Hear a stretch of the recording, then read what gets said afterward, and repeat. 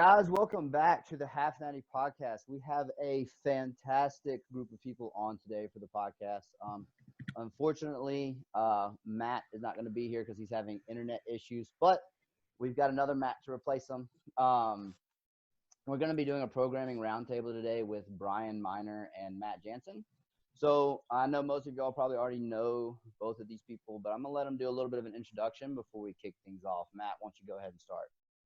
All right, what's up, guys? I'm excited to be on today. Little background for me, Brian and I used to work together as coaches, so this is going to be cool for me. As soon as Luke contacted me and asked to do this, I was excited about it just to kind of connect with Brian. And he's somebody that I've always looked up to in the coaching and training realm. So there's a lot, for those of you guys that do not know Brian, heed his advice and wisdom because he knows a lot. So I'm excited to just jump into this today. Hopefully you guys will gain something out of it, and then we'll just kind of flow from there.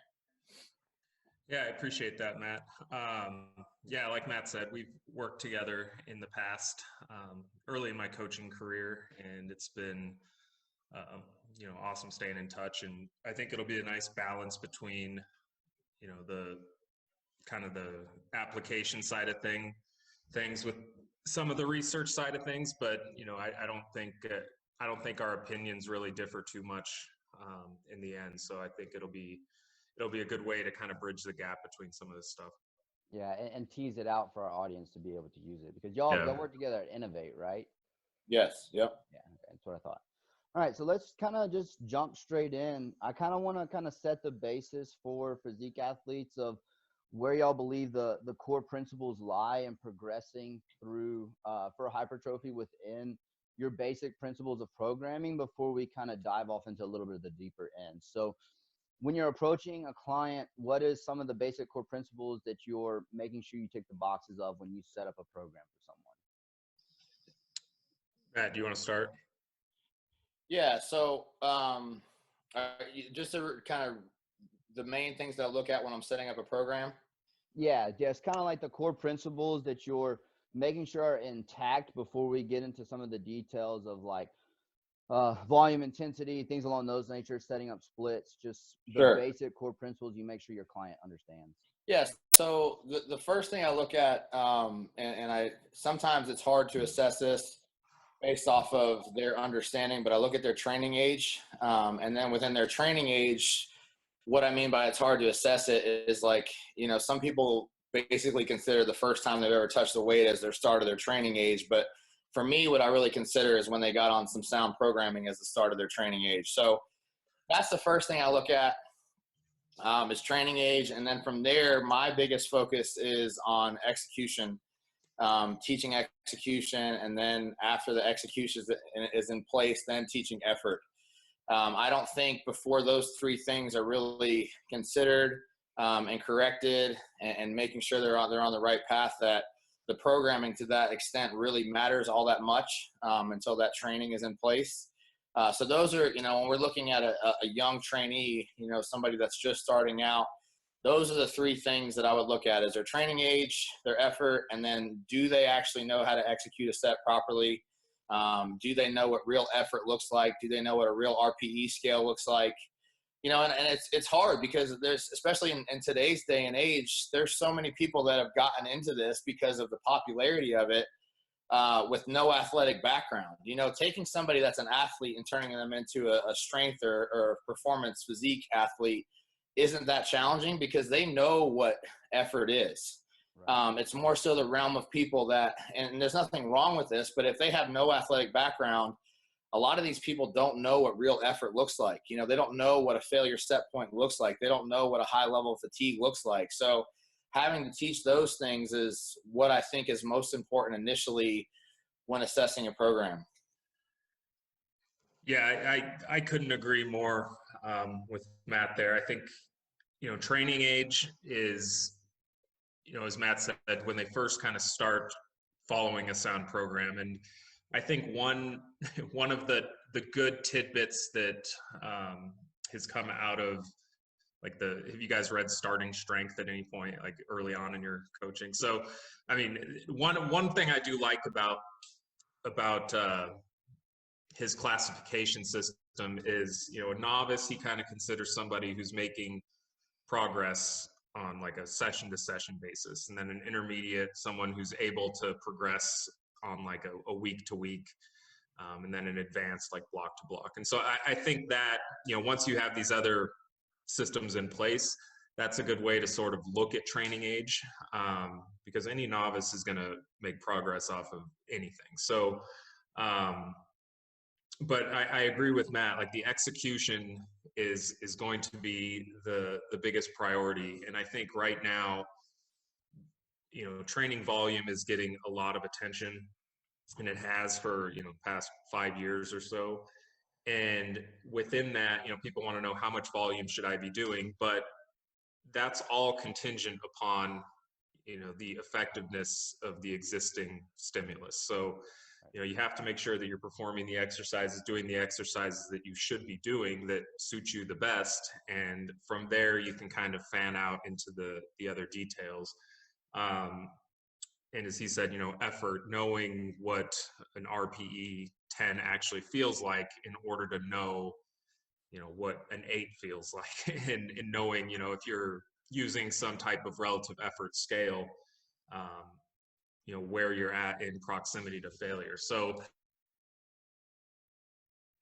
there was one, just to kind of add, I guess, some research backing on this. There was a study that was done a few years ago, maybe in 2018, but regardless, what they did was it was a bunch of, I think, college age guys who had like at least 6 months of training experience, and they asked them like, what weight do you normally use on bench press for like a set of 10? And so they took that weight, and then they took them into the gym, and the researchers had them go to failure, like encouraging them, to keep pushing. And on average, I think each one of them were leaving like 6 or more reps in reserve from, what they like, they were getting at least like 16 reps on average. So Right. it just goes to show like a lot of people just aren't training with a high enough degree of effort, and that in and of itself is going to then require higher degrees of volume in order to offset that. So Right. these other principles are, they're all built upon that as a foundation. So after that, you can start looking at volume and then frequency.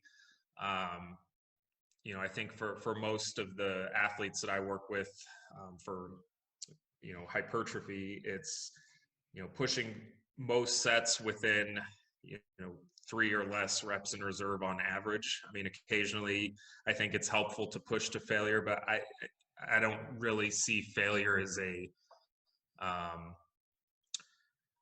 like in and of itself additionally beneficial, but I do think it's important to know where that is. But then kind of using frequency as sort of a way to manage the volume. Like if you require greater amounts of volume, you can then increase your frequency, beyond maybe 2 times a week. But I'd say for pretty much everybody that I work with in the physique side of things, everyone's training a body part at least twice a week. And I think like the research that we have available is pretty clear that that's better than once a week, at least in the populations examined. So, so from there, it's just kind of filling in the gaps and managing it accordingly. But Yeah. So, and I think also there's even literature that shows like, some of those people are all the way up into missing like 9 to 12 reps less than the there are some of the people, I think we're getting over 20 reps in that exact study. So, which is interesting, right? And it kind of goes to show you, I agree with Matt as far as the psychology behind the athlete versus the non-athlete typically allows you to kind of tell you where they're at as far as like their training effort. But before we kind of bridge into this, I want a slight clarification on something that you said, Brian. One of the things you said was like the stimulus kind of allowing us to decide where the volume goes. And that stimulus, in my opinion, is a per set stimulus. So like that execution is the fundamental groundwork of maximizing the per set stimulus before we can go into the discussion of intensity and volume. I mean, and that's my opinion, and there's probably different ways to approach that.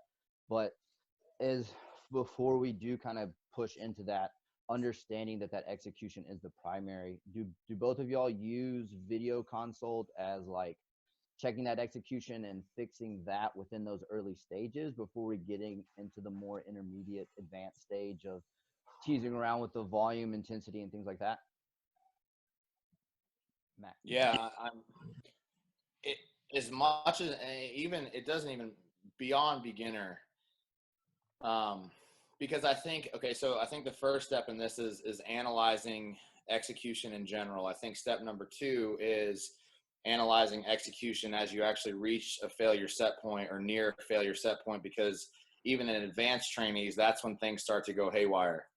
So within all that being said, I think it's our responsibility as coaches, regardless of the level of the athlete that you're working with, to be monitoring their execution from start to finish of a set, and even later exercises within, when fatigue is already set in, monitoring those things as well, because even though like I'm not at the level of a lot of the guys that I coach, I have no issue correcting them, because there's still things that could be allowing them to improve even on the elite level that they're at, if they really start to kind of micromanage these things, to a greater degree.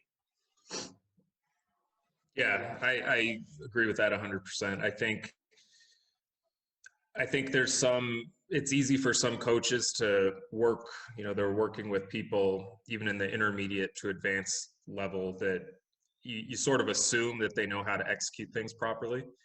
And that's often not the case. So it's, getting them to perform, exercises in a manner that's, best suits them, or, removing biases that they may have. Like, I think a lot of, bodybuilders assume like I need to back squat because, that's like the bread and butter of all, leg exercises or quad exercises. And, it's certainly, on average, a very effective movement, but there's going to be situations where that might not be, provide the greatest return on investment for that particular athlete. Don't support it.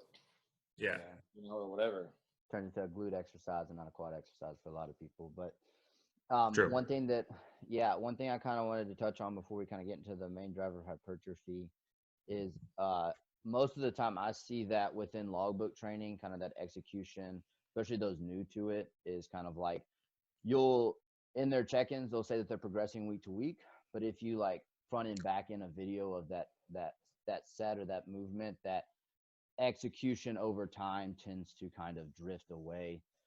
So that's something good to kind of make sure that, like Matt said, even into your advanced and intermediate, or intermediate to advanced, like making sure you're double checking that, because we do have a lot of coaches that listen to this podcast as well.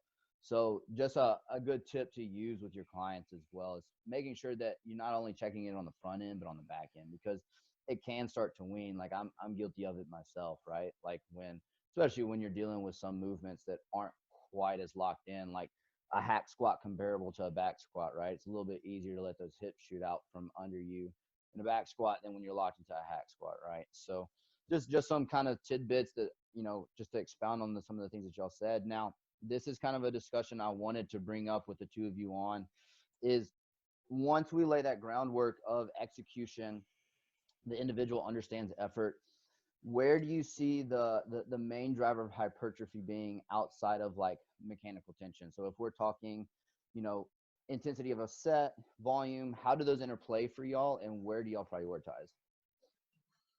I mean, the simplest way I could say it possible is load progression over time.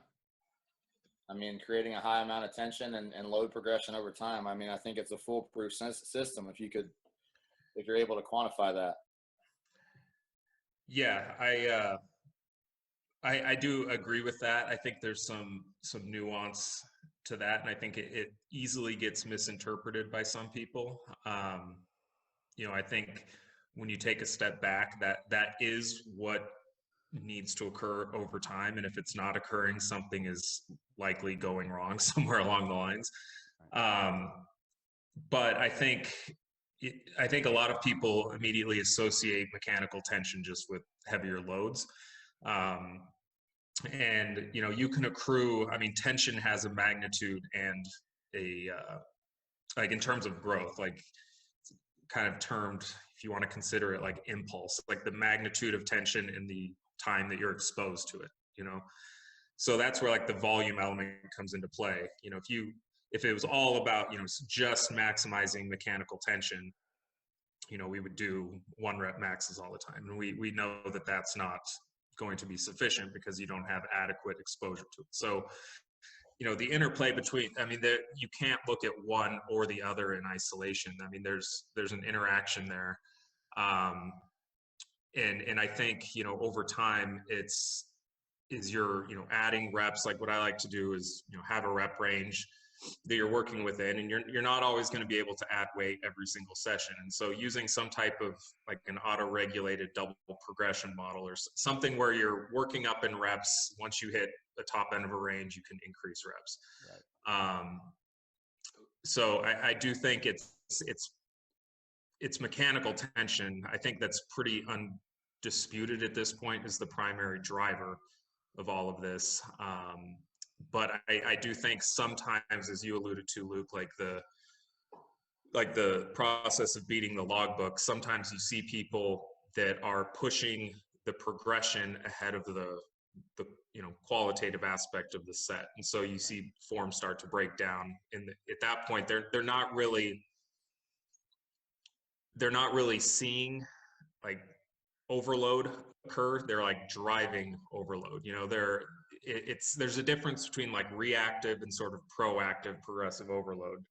And reactive is like progressing the stimulus at the rate that you're adapting to it. And then there's the mindset of I need to do more than I did last time in order to grow. And I guess that's where sometimes I have a difference of opinion. I'm not saying that's the case here, but I think that it's just a more fanned out explanation perhaps of what he stated there.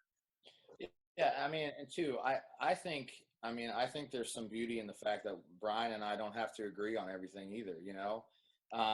You know, I mean, if you look at champions in bodybuilding and you look at their programming from start to finish, so many guys have achieved the upper echelon in the sport and done it in different ways. Now, granted, there's obviously a genetic component to that, you know, and some of that might compensate for lack of sound programming, you know, but like I'm a huge proponent of training to failure. I've seen the biggest leaps in my progress by doing so, you know, so but within that, I also understand, you know, everything that Brian's saying, like you cannot compensate or adjust form to chase a rep range or to chase a number. And even when I said, you know, I think load and changes in load being the primary driver of hypertrophy, that to me is still within hypertrophy rep ranges. I mean, I never encourage within bodybuilding perspectives, really anybody to do less than 5 reps. You know, I think those lower rep ranges and getting the you know, neurological adaptation from those lower rep ranges can then help drive the hypertrophy rep ranges.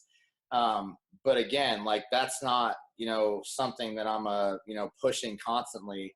And just like he said as well, like I'm a huge proponent and believer in, okay, let's figure out how long it takes us to get to maximize this set at 15 reps. I don't want you to change the weight until you get to 15 reps. And then once you hit 16, 17, 18, then let's increase weight and then repeat that cycle over again. You know, that's how I do it. So, yeah. But I mean, I know, like, I think the biggest difference just from knowing what Brian does, knowing what I do, knowing how I've changed over the, you know, my perception changed.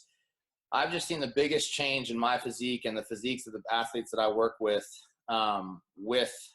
failure set points. Now, granted, I'm going to say it too. Obviously, there's anabolics involved in that environment as well. So that's something else that needs to take into account versus, you know, probably a lot of the people that Brian's working with versus the people that I'm working with, you know, and I'm very aware of that. So that's something else that we need to just, if we're going to be open about this discussion, you know, just call it what it is. Well, and that's kind of the whole point of this podcast, right? It's called the Half Natty Podcast because we're trying to bridge the gap between like the natural community and the non-natural. Sure. My co-host competes in the natural realm, and then I don't. So that's a good conversation, and I kind of wanted to actually bring that up next. Is do you think a lot of that's because the stimulus to fatigue ratio is a lot different for you, Matt, for the people that you work with versus you, Brian, and the ability to handle that failure point set training a lot more, because I train clients on both ends. I'm more on the geared side. And what I found is a lot of my clients on the non-geared will do just a hair bit better with failure within like single joint movements, and then like a 1 RIR, 1 to 2 RIR on some of the bigger compounds. Now, some of that's because they don't fully understand how to maintain form throughout the whole set when we get to that failure point. But as far as the stimulus to fatigue ratio, how much, and that obviously plays into it. Do you think that's the main reason that we're seeing that difference in result? Well, I could say so much about this and just give some practical experience to it. Just since this restriction period. So I don't know that the fatigue set point is that much different. I just think that the ability to recover from that fatigue set point while still being fatigued is higher. And just to give you guys a practical example of this, and I didn't even realize how tired I was. And I'm also a huge proponent of rest within a training week. But so since we've been in restriction, the first 3 weeks of restriction, I didn't train at all. Okay. So during that time, I'm like, holy cow, like I have so much energy, you know?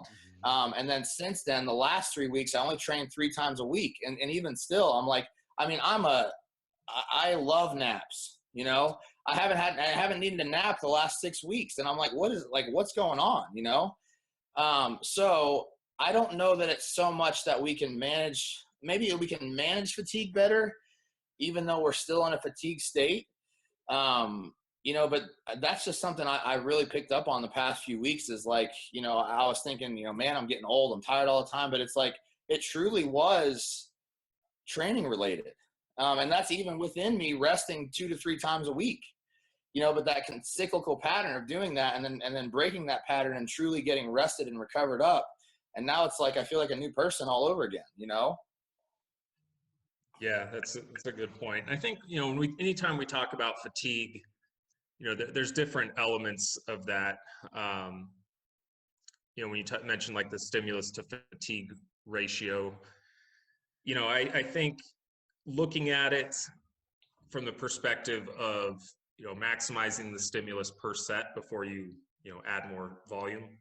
Right. I think the one critique of that is, you know, you're creating more fatigue within that set, and it could in turn affect like it can have residual effects on the amount of stimulus that you can get after that, or later in the week. And I think pushing to failure, really the only big downside of that from you know, looking at this like as critically as I can, is potentially just muscle damage, because we know that in high degree, you know, in states with high degrees of muscle damage, you start to limit like central drive, like central fatigue becomes more of an actual issue in resistance training when there's high degrees of muscle damage. So I don't know this for sure, but I would speculate that in, you know, a supplemented environment, that's less of an issue as it is in somebody who's, you know, not using anything. Because I mean, leaving a little bit in the tank, you know, 1-2 reps, that can be the difference between, you know, getting 1 quality set afterwards versus 3, you know. And then subsequent to that, you know, in the sessions that follow, you may then be able to turn around and actually be able to recruit, you know, high threshold motor units in following sessions. Whereas if you're, you know, wrecked for the entire week, you might not be able to do that otherwise. And so like looking at an actual mechanism behind that, like that's what I see as potentially being a big player there. But I think there's more to be sort of teased out. But, you know, like Matt said, it's just, you know, feeling, I've noticed that too, is, you know, granted I have like a home gym. But even then, you know, anytime where I take a little bit of time off or step away a bit, I do notice like energy coming up. So there is some other residual fatigue element to this that is kind of hard to quantify. Would you, and I guess because I know, Matt, you're a big proponent of this, of leading sessions into the next session. would you argue that sometimes maybe it's the program setup that allows the failure point training to affect the later sessions rather than the actual recovery capabilities? Because a lot of times that's what I see is when people come to me already doing failure training because they've seen a lot of my content, because I mean that's just how I train, to be honest. But I've been trying to critically think about this, right? Because when you get into the upper echelons of like physique sports, a lot of times, especially people like Matt, the the strength level is so high that the per rep stimulus is so high that maybe training within a 1 to 2 reps in reserve, they can't recover from another set because the strength level is so high, but they could have recovered from those 2 reps they left in the tank, right? So it just for me, it's something that I think is a little bit level dependent. But would you argue that maybe the program setup may be partially the reason that we see that fatigue in the failure setting too much? For sure. I mean, absolutely. Um, also too with if we're going to talk about these upper echelon guys where their strength relative is so high, I mean, just to call it straight out, like they still can be stronger than everybody and still be sandbagging it. So that still allows for their recovery efforts to be higher, even though it looks like their effort is higher. That's something that I've noticed for sure. But within that being said, like for example, 2018, Nathan and I prepped together in Knoxville. 2019, Nathan prepped by himself. One of the biggest things that I noticed was we were training 6 days a week, with Sundays off. By Friday, our effort and our energy going into Friday and Saturday's workouts was a 30% drop off from what it was at the beginning of the week. So that was one of the biggest notes that I made. I'm like, look, and it's that mindset of these guys. And again, social media playing in where they see everybody else training and they can't stand seeing everybody else training while they're sitting at home. But yet is the point to train to be able to recover, to do the same amount of work over again? Or is the point to be able to train to increase that level of recovery to do, a greater amount of work? So we went from 1 day off to 2 days off, and it really helped that process of, that high fatigue set point by the end of the week to the point where the workouts were so much more effective. And I know that seems like common sense, but again, when you're dealing with athletes with, where their mindset is more, you got to really try to assess how to pull these things back, because the program, I mean, especially like if you're training legs and back twice a week, I mean, the fatigue is just going to be through the roof, by the end of the week. Yeah. I mean, and especially if you're training to failure on every set, Sure. I think another way you could probably, I think we're saying the same thing, just in two different ways. I mean, Matt may add a rest day. I may just dial back the effort per set. I mean, in the end, you're getting similar amounts of overall stimulus for the week if you look at like the bottom line potentially. So I do think the debate on failure, like in practice, I think there's been enough bodybuilders over the years that have trained to failure and beyond that have had tremendous amounts of success, that it's a little bit short-sighted to assume that that's suboptimal. But I do think at the same time, I think there's explanations for why we see what we see in the research. And, you look at like some of these studies are, they're pretty short term.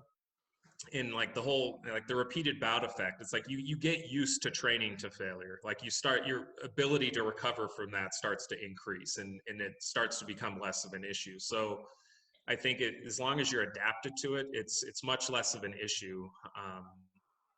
In the end, it's just being able to kind of sustain that effort, every single session and still recover from it. That's starts to become a potential problem for a lot of people. Yeah, I would agree with that. Matt, I'm sure you see this too. A lot of my people that come to me doing a lot of that volume-based training, like a little bit less intensity, typically struggle the first 2 to 3 weeks that they're learning that kind of, failure-based training. But yeah, especially with females. because for one, females' ability to recover is so much higher than men as it is. And then going back to that, RPE scale, and not to come at them, because some of the hardest training athletes I've seen are females, but at the same time, I would say a greater majority of them don't know what 100% looks like. So once they find that 100%, if they've never ever been there before in any realm, if that means a sprint, if that means anything, then it drastically changes the whole outlook of their entire training. And somebody could be extremely high volume, and again, like when I'm talking, like I want to give it, an example of a female that's extremely high volume via what a Flex magazine article looks like, 7 different exercises, 4 sets of 15 on each, where they're blowing through that. But yet when you're looking at true RPE, it might be a 6 across the board, So what you're saying, what you just asked, I definitely see that more, especially with females, because of the fact that, for one, their ability to recover from set to set is much higher, in my opinion. And then also, what that true level of intensity RPE looks like, it might have never been realized for them. Yeah, I agree with that. I mean, I see that in men too. But I think, on average, I mean, they're more fatigue resistant for sure. And so they can handle a lot more volume, especially if they're stopping, fairly short of failure. And it can, because they're so fatigue resistant and they're able to recover so well between sets, like they can start to handle some pretty like obnoxious amounts of volume. And then there's that tipping point, like on each set where, the performance drop off I see from going from, a 7 or a 6 RPE to a 9, is pretty steep. Sure. On the following set. So I think, I mean, there's a spectrum of stopping short of failure too, where, stopping 3-4 reps shy, you're going to be able to handle a lot more sets than if you stop, 1 or 2 reps shy. But then again, the stimulus per set is now less. So yeah, I agree. So with phasing kind of all of these thoughts processes, things along approaching programming, we do have a lot of coaches that listen to the podcast. Where do you typically see coaches get things wrong most of the time when they're approaching clients with their training? Brian, you want to take this one? Yeah, there's a lot of areas. I think. So just the biggest ones, and specifically to kind of some of the content we've discussed already, but like I know that I see a lot of people, and it's so unfortunate. They come to me with like stuff that looks extremely just copy and pasted off the Excel sheet, right? Well, yeah. I mean, I think not, accounting for the individual that they're working with. I mean, that's the whole reason people hire a coach, is to, get a program that's specialized for them. And I think a lot of coaches, it's like, I mean, some coaches have, 3-4 go-to programs that they just kind of funnel each person into. And there's a high degree of specialization that, can and should occur within each athlete. And I think, I mean, that's obviously one of them. One of the issues is just kind of the whole templated component that you see with online coaching. But, I think a lot of coaches, especially speaking kind of from, if you want to call it like the more evidence-based versus the anecdote. I mean, my goal is I think a lot of people ignore that the evidence-based side includes anecdote, like it's not simply just research. But coming from sort of the more research side of things, or working with people that are perhaps more interested in that, I think a lot of them expect, and I think a lot of coaches assume, and they over prescribe training volume. I think that's one of the biggest things that I see. And they do that before, like Matt said early on, looking at execution. And like I've told this story a couple times on a couple different podcasts, but I had an athlete that I was working with that said, like, his chest would never grow. His delts were enormous, but his chest would never grow. and he said like he was doing something like 40 hard sets of chest a week, which is, pretty high. And so I, asked for a video of him pressing. And when he sent the video over, like he was doing incline press, but his elbows were getting like way behind the weight. Like it's very much like touching the weights pretty low. It's very much like a front delt movement. He wasn't flaring his elbows really at all. And so it was just a matter of tweaking execution, and all of a sudden, like his volume tolerance for chest, was cut by 40%, and all of a sudden he's no longer like an outlier in his own mind. He's like, okay, I have, similar volume tolerance ranges as a lot of people. It's just, I've been doing this exercise suboptimally for a while. And so, so I think, one of them is the, sort of making assumptions on the volume front before they look at execution. And granted, you have to start somewhere, but I think I would rather start on the lower end and increase volume than start with too much volume and realize that it's just way too much and then have to pull it back, because at that point they're doing a lot of volume with suboptimal technique, which can result in some issues in itself. So that's one of them anyway. Yeah, I would agree with that. I think something else, just and not that there's anything wrong with having fun in training, but it's just trying to provide too much of an entertainment value to the programming, which is it's not the purpose of doing this, and trying to basically market themselves in a way to present, a sexy approach or uniqueness when the reality is that's not what training is about. Even like when you look at some of, let's go a strongman, just for example, he just popped into my mind, but like Thor's training, I think if a lot of athletes received Thor's programming, based off of their expectation, they'd probably be disappointed. But yet you're looking at one of the best athletes in the world, from a strength perspective.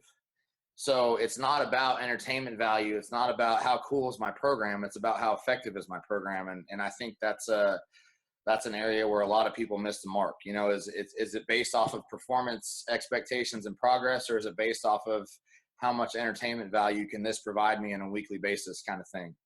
Yeah, I agree with that. I think a lot of coaches too will, and whether they realize they're doing it or not, they'll change exercise selection too frequently.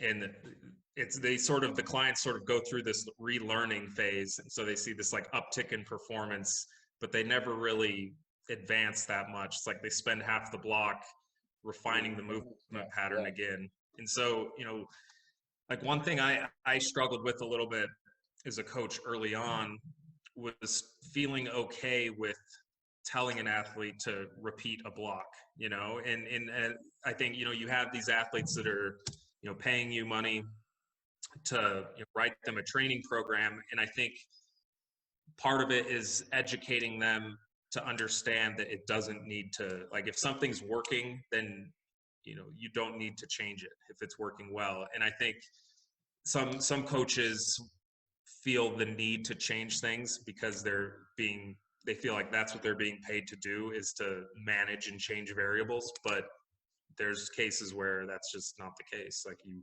just keep rolling with what's working. And then, based off emerging information, you can then make adjustments from there.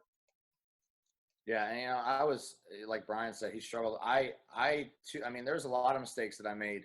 I feel like I've gone full circle. I feel like I had a really sound education, and then I was swayed by basically popular media, coaching, physique environment, and then I kind of rephased back into what I essentially was taught from the beginning. And again, it's like you're trying to, even with, again, social media, because it's such a big part of our lives, I see so many people showing so many different movements, all the time. And it's like, are you just trying to provide an entertainment value for the people that follow you? Or are you really trying to progress? Because you're doing so many different things that there's no way to quantify what you're doing. Mm-hmm. There's no way you can track it, I mean, so, but again, at one time I was very guilty of that, because I was thinking, what can I do different today to show people something? But it's not about that. Mm. Yeah, I agree. So with all that, I guess one of the things that a lot of people miss out is not only like program structure, things like that, is how to go about choosing exercise selection for individuals. Now, I know that access to equipment can kind of push us one way or another, but just to be on the same playing field, like assuming access isn't an issue, how do you go about choosing exercise selection for the individuals that come to you for coaching?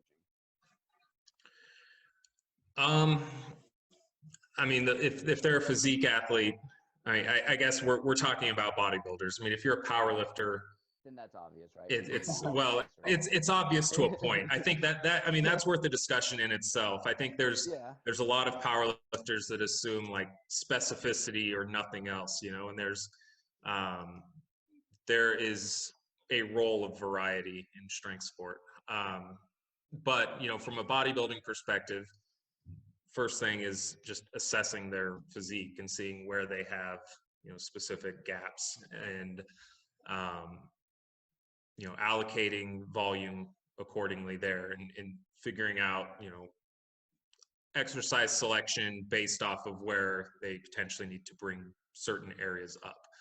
I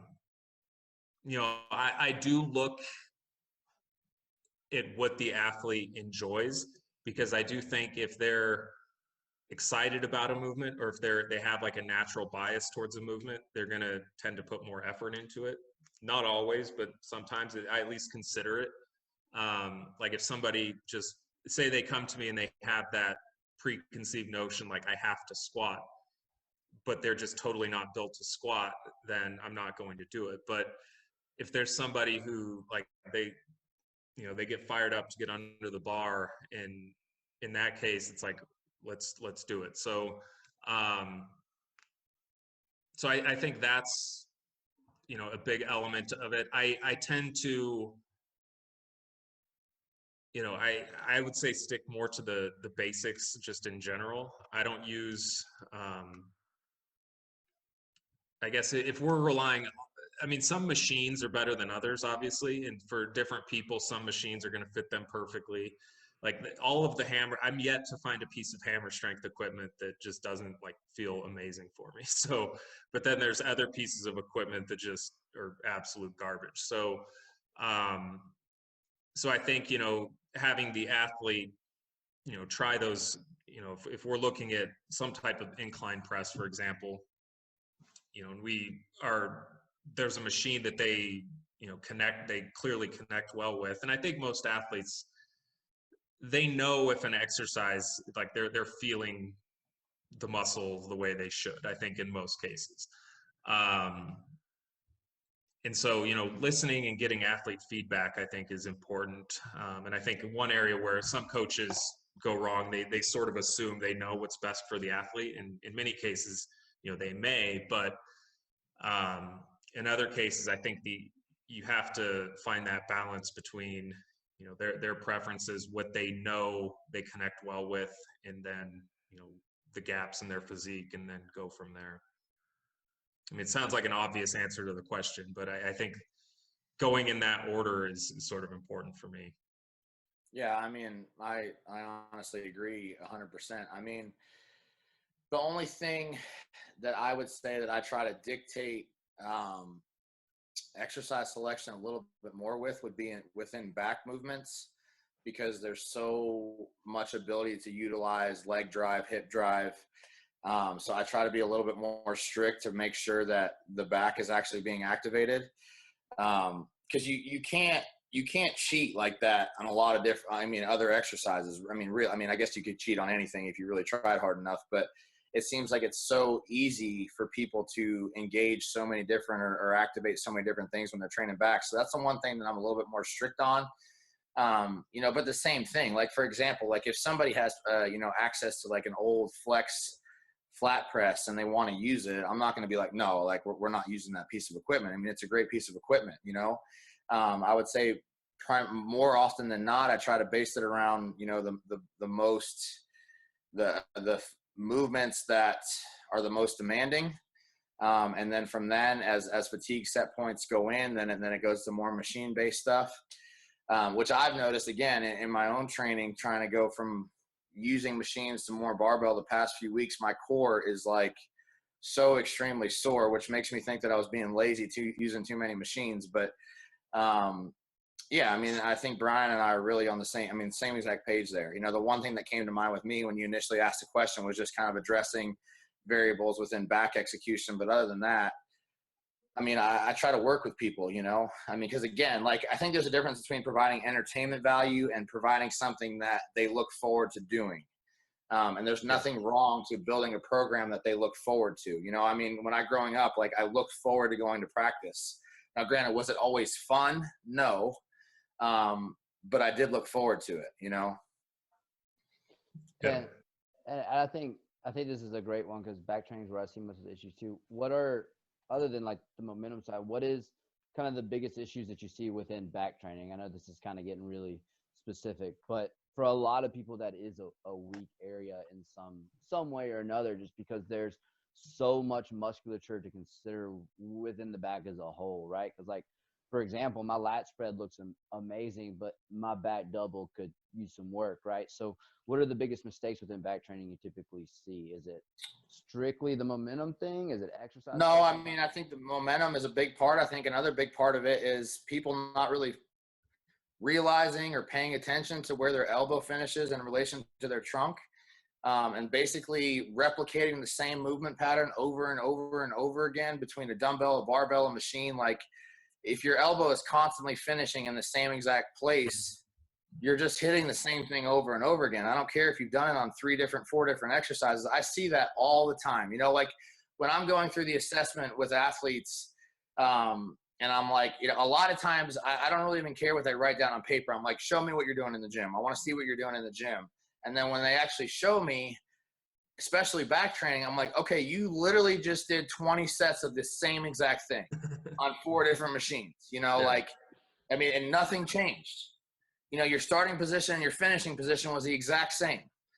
So that's a really good point. That's one biggest notice. Yeah. Same with you, Brian. Yeah, that's an excellent point. I mean, you see that a lot with, well, I see it a lot with rowing. Like, any type of neutral grip row, people will oftentimes, it's like they'll do a seated row, you know, with like the D handle, like the moderate grip D handle row, and then they'll go and they'll do like a bent over dumbbell row. It's like like with the same torso angle. It's like, this is the exact same exercise. So, and on the flip side, I think once you sort of instill that concept within, you know, alert the athlete of that occurring, you can give them some autonomy in terms of preferences. Like, okay, you can pick one or the other here, but you're not going to get both. So, I don't know. Yeah. Well, guys, that was a kind of a fantastic overview of kind of like everything within programming of how y'all approach it. If there was something you would like to highlight for everybody to take out of this, what would it be? What idea would that be? Matt? I mean, kind of going outside of just programming, but again, kind of relating this to current times, I think having goals, having realistic expectations based off of those goals, and then relating that back to your programming, I think is so important.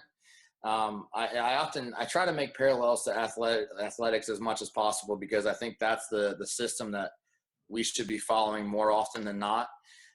You know, but I think we're so rigid in how we think about, you know, training cycles and off season versus preps. And we don't look at everything as like a flowing continuum. It's like, okay, now I'm going to prep, you know, like, or now I'm going to have an off season, but it shouldn't be that way. Like, everything should link from one to the next to the next. And as you go through this systematic link, everything should be improving through that. So, you know, year one should not look like year 3. You know, if we look at it, you know, a college athlete, year 1 looks nothing like year 3 for most of them, or it shouldn't.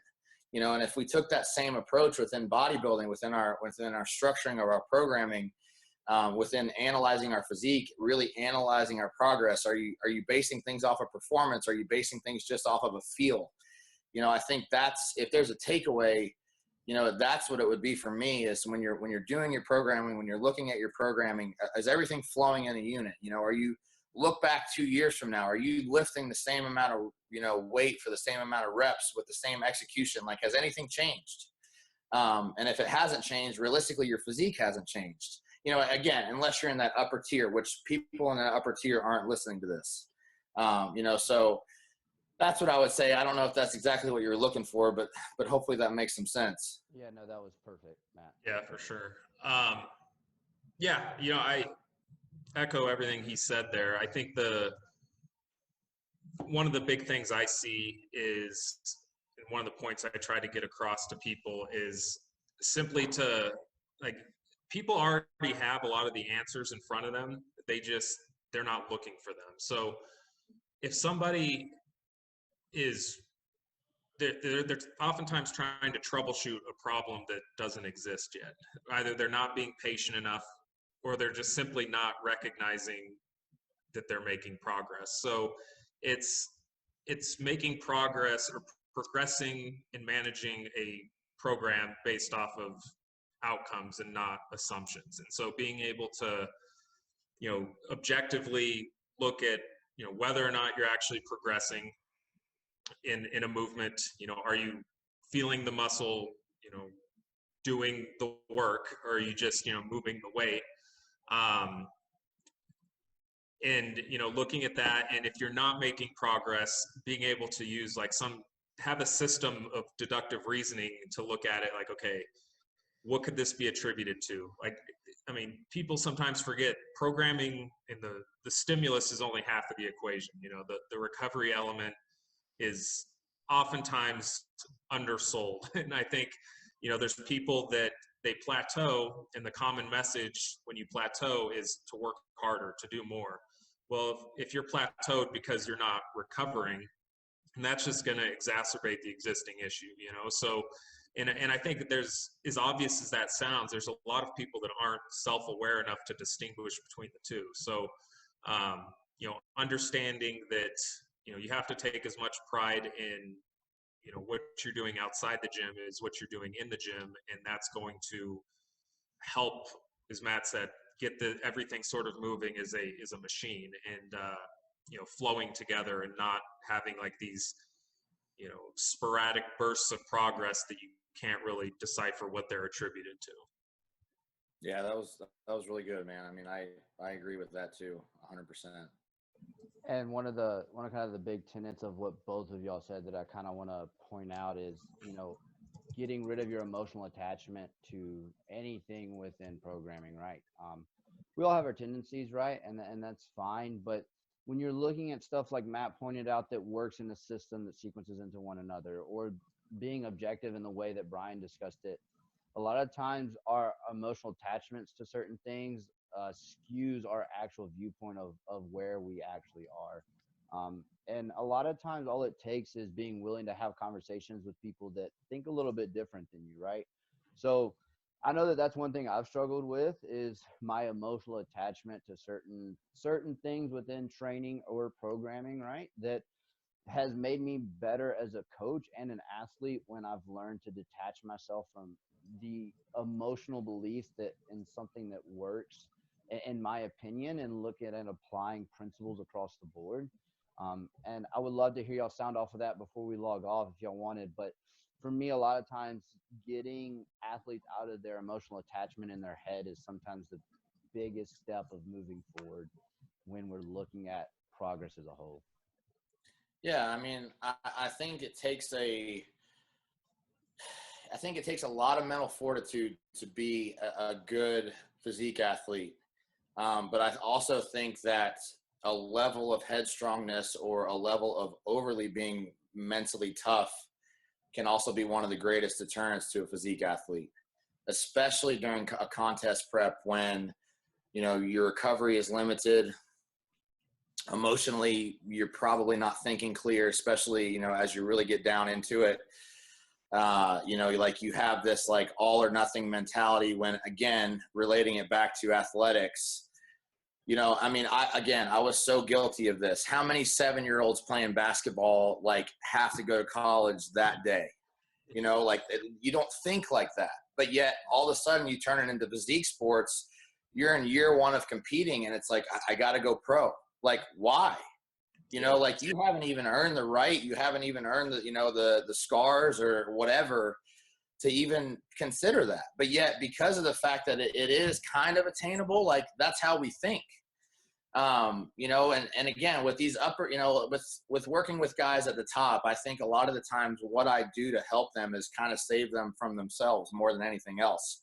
And that's coaching in general, I think, in a lot of this, because a lot of us are so headstrong, and that's what, you know, I view things as glass half full rather than half empty. So when I'm working with somebody, I'm not trying to always nitpick, like, are you really being consistent? You know, me, I'm always looking more so at the variables of like, are you overdoing this? You know, are we doing too much?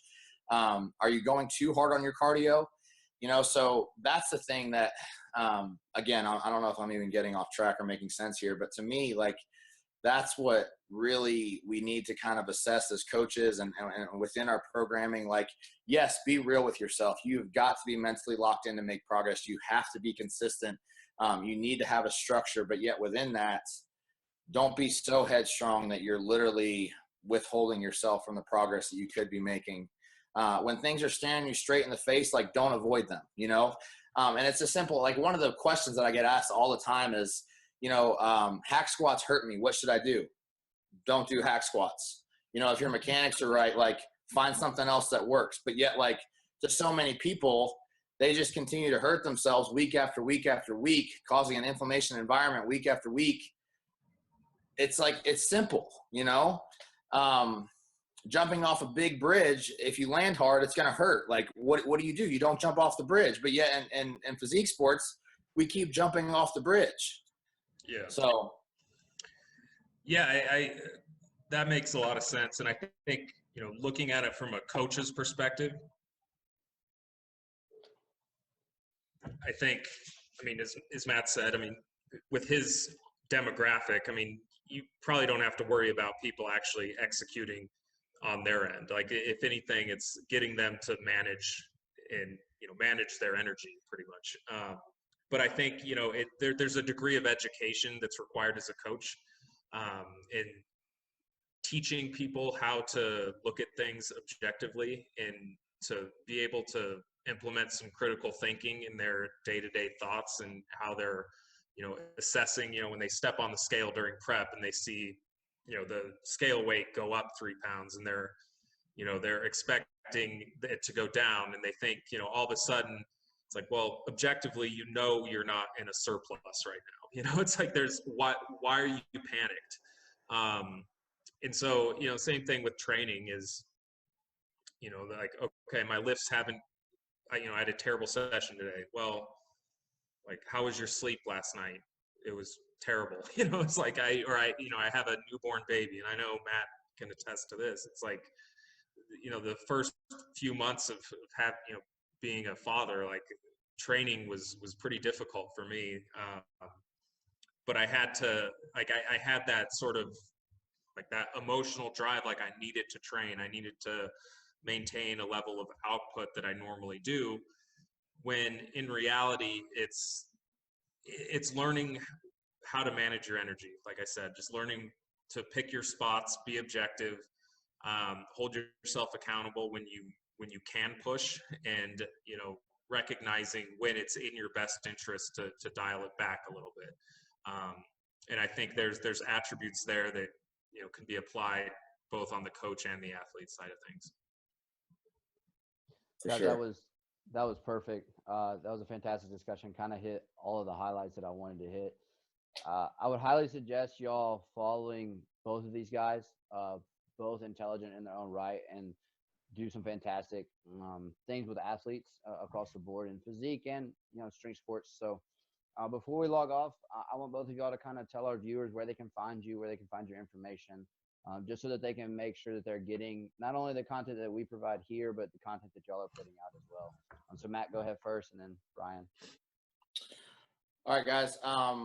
Basically, if you just, my Instagram is Matt Jansen 8. That's the easiest way to get in touch with me. There is a link tree set up there with everything else, that is associated with me from a website standpoint, from an email standpoint. So that's kind of the easiest way to get in touch with me. I do try my best to get back to messages. My first priority is my email, of course. But I try to always put myself in that position of where I was 10, 15 years ago, the information that I wanted to get. Again, that's why I was so excited to be a part of this today, because anybody, we're never too big to share information, and we're never too big to kind of be in those footsteps of where we once were. And I love talking to, hopefully a lot of younger guys on here, because that's where I fell in love with this, so if you guys have any questions, want to reach out to me specifically, I'd be happy to answer them. The best way to contact me is through email. I do try to check my DMs, but like I said, my email is my first priority. So use that. And I look forward to hearing from you. Right. Great. Yeah, same. My Instagram is @BDMiner. I have a link tree set up there for some of the coaching that I do. I also do some lecturing, like module. There's a company in Australia called JPS Fitness, and they have like a personal trainer / coach mentorship program, and it's a really cool program. They just very comprehensive. Like if you're an aspiring online coach and you want to have like a top to bottom course on from the business side of things all the way to program design, that's a great resource that I'm part of. But yeah, other than that, just Instagram, email, my DMs are open. I try to reply to most of the DMs. I fortunately, in this case, don't have a massive following, so I can usually get to most of them. But yeah, I'm a busy guy, so try to be patient if you do DM me. All right, guys. I really appreciate y'all coming on. We'll definitely be doing more, reaching out for more content later. But thank you so much. Yeah, for sure. Thanks, Absolutely. guys. It was fun.